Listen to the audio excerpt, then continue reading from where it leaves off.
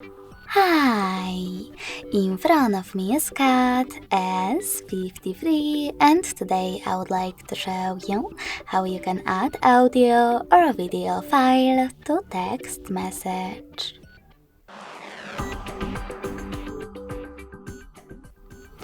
First of all, you need to open Messages app. Then click on one of your chats and tap on this plus icon at the bottom left corner. Now you need to select Files category and select your files right away from here. Click on one of those apps or select those three lines at the top left corner. Then tap on the best source for you.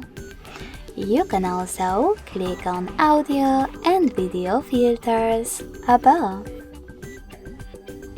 When you're ready, just hold your file that you wish to add and tap on Select at the top right corner.